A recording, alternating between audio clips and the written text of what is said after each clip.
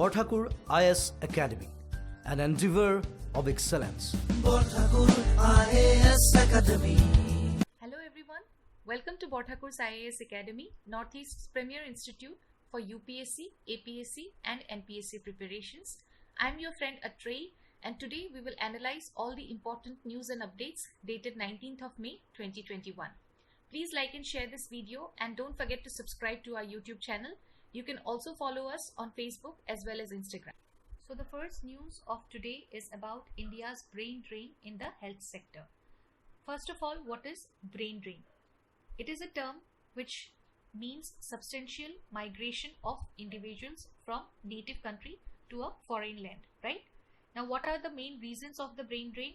It can be because of some tensions within the nation, okay, or the existence of favorable professional opportunities in some other countries, and it can also be a desire of the individual for getting higher standard of living in some other countries, right? Now, this brain drain in the health sector of our country at this point of time is the main reason for current shortage of doctors and nurses in our country right now. India has been a major exporter of the healthcare workers to the developed nations like of Europe and other English speaking countries, along with the Gulf Cooperation Council countries. The majority of the migration it occurs from mostly the developing to the developed nation, and this is one of the growing concern worldwide because of its impact on the health systems in the developing countries. As per a report of the Organization for Economic Cooperation and Development, around 69,000 Indian trained doctors worked in the UK, US, Canada and Australia till 2017. Now, what are the main reasons of this brain drain and what are the way forward? We will have a look at that also, right? First of all, the need in the pandemic. With the onset of this pandemic, there has been a greater demand for the healthcare workers across the country, specifically in the developed nations, right? There, the countries who are in need of the healthcare workers, they have adopted some migrant-friendly policies. Like France, they are offering citizenship to the frontline immigrant healthcare workers during this pandemic. Also, they have the high pay and better opportunities in other countries, right? There are certain strong pull factors which are associated with migration of these healthcare workers in terms of better paying or payment opportunities, okay, higher pay and better opportunities in those destination countries. We have this problem of low wages and lack of investment in India. This is another strong push factor that will often drive the workers to migrate abroad, okay. In case of nurses in India, the low wages in the private sector along with reduced opportunities of the public sector, it plays a very big role for them to seek employment opportunities outside the country. And the lack of government investment in the healthcare and the delayed appointments, okay, in public health institutions, they also acts as a catalyst in such migration processes. First of all, we'll have to identify the issues, and then we'll have to work on the solutions, necessary solutions which must be incorporated in order to stop this process and in order to keep the talented health workers of our country within India, right, to provide them better employment opportunities here itself. So certain solutions includes the increased investment in healthcare, especially in the public sector. It is the need of the hour, okay. This in turn would increase the employment opportunities for the health workers. Secondly, our country should also work on building a better environment for the health workers of our country, okay, that will be beneficial for them and it will also motivate them to stay in our country.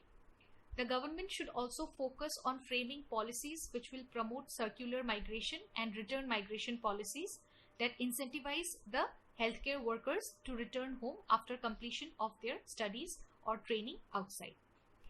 And lastly, India could also work towards framing some bilateral agreements which will help shape a policy of brain share between the sending and the receiving countries. So the second news is regarding the initiatives taken for digital transformation of tribal schools. Recently, the Ministry of Tribal Affairs, they have finalized a memorandum of understanding with Microsoft in order to provide digital transformation in schools like Eklavya Model Residential Schools and the Ashram Schools. Let us now have a look at the key points which are included in this memorandum of understanding.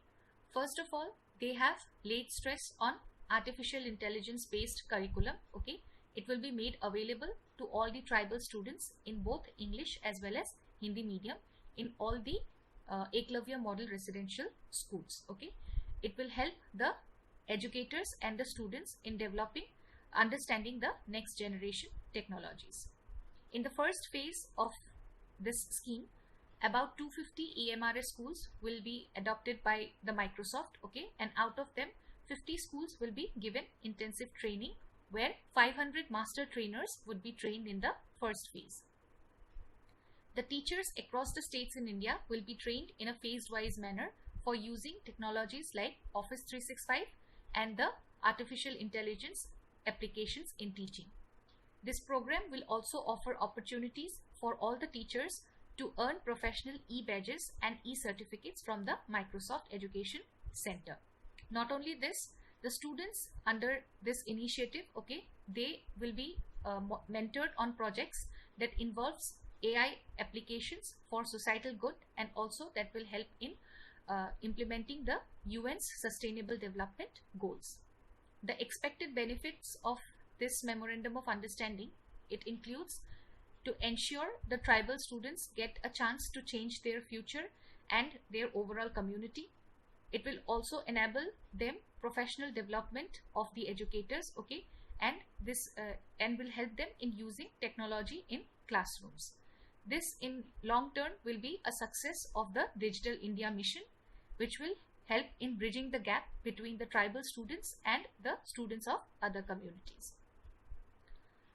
Along with this, there are other educational schemes also for the tribal students which have already been implemented, which includes the Rajiv Gandhi National Fellowship Scheme. It was introduced in the year 2005 and 6. Then the Vocational Training Center in tribal areas, it mainly aims to develop the skill of ST students depending on their qualification and the present market trends. There is another scheme named the National Overseas Scholarship Scheme, which provides financial assistance to 20 students selected for pursuing higher studies in PhD or postdoctoral studies every year. And lastly, the pre and post-metric scholarship schemes.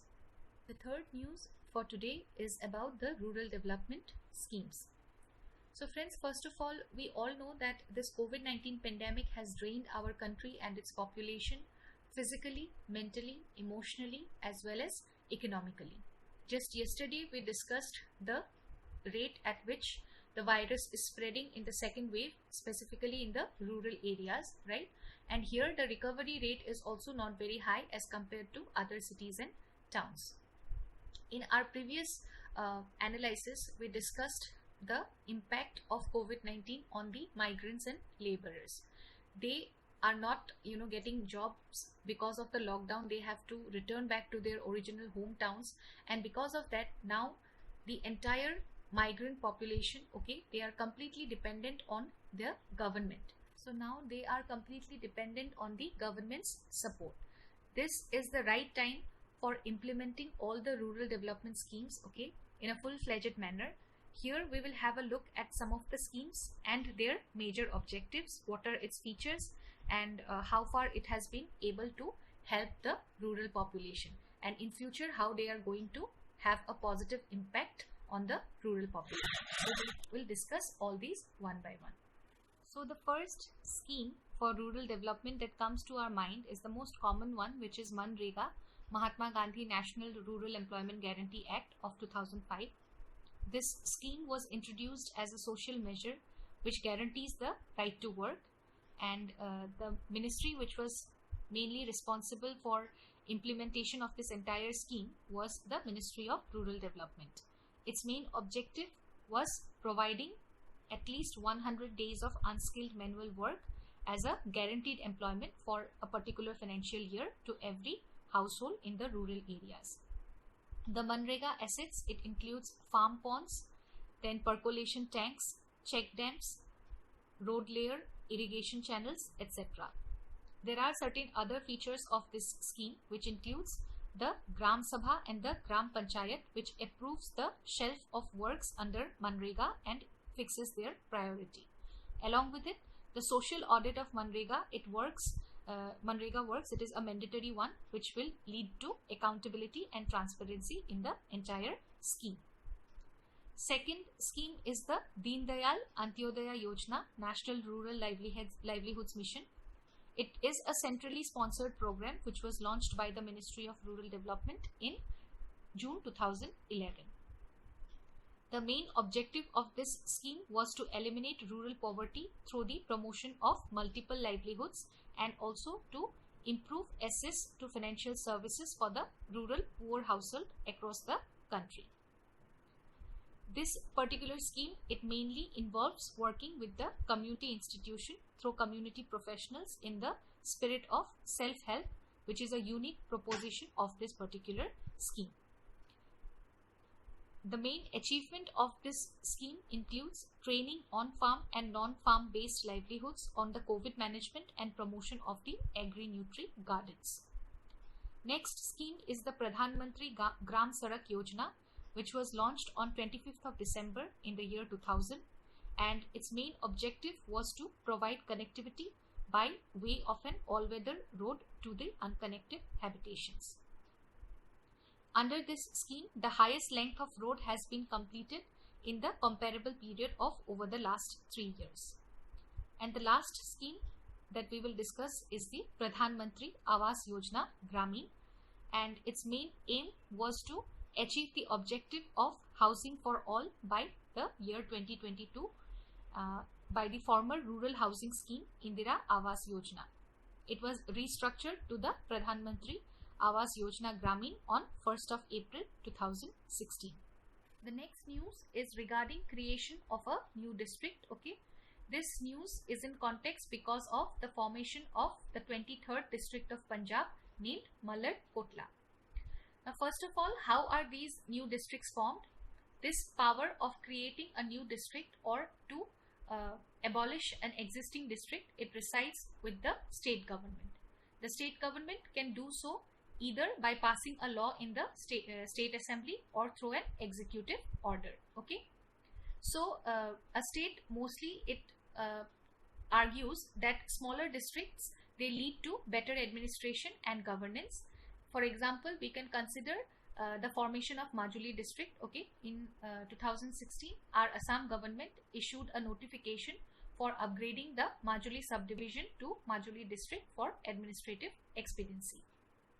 The center here has no role to play in any creation or alteration of districts. Okay, states are the one who will decide, and they are free to make this decision. The Home Ministry comes into the picture when a state wants to either change the name of a district or any railway station which is present within the state boundary. Okay. The next news is about International Museums Day. It is observed every year on 18th of May in order to spread awareness about the museums among the mass. This year's theme was The Future of Museums, Recover and Reimagine. This day was initially instituted in the year 1977 by the International Council of Museums. Now, what is International Council of Museums? It is a membership association and a non-governmental organization which establishes all the ethical standards related to the museum activities. It is the only global organization in the field of museum. The International Council of Museums was created in the year 1946 and it is headquartered at Paris, France. This particular council, it serves as a network of museum professionals with more than 40,000 members in over 138 countries. The International Council of Museum, it releases red lists of cultural objects at risk, which are practical tools to curb the illegal trafficking of cultural objects. These lists, it present the categories of such objects which are subjected to theft and traffic. Now, coming to the administration of museums in India, there are multiple ministries which hold charges of various museums, okay, and not all museums of our country are administered by the Ministry of Culture. Some are run without government support, by some board of trustees. Is there any constitutional provision related to the museums, okay, in our constitution? Then yes, the Article 49, it protects monuments, places and objects of artistic or historic interest which are declared to be of national importance. Along with it, there are also certain initiatives which are related to museums, okay, that the government has provided. It includes the Museum Grant Scheme and the National Portal and Digital Repository for Indian Museums. And this was all for today. Thank you so much for watching this video. Please like, share and subscribe to our YouTube channel. I'll see you all again tomorrow with another session of Current Affairs 365 only at Borthakur's IAS Academy. Till then, take care. Bye-bye. Borthakur IAS academy প্ৰস্তুতি আৰু অধ্যয়নৰ নিৰ্ভৰযোগ্য ঠিকনা Borthakur IAS Academy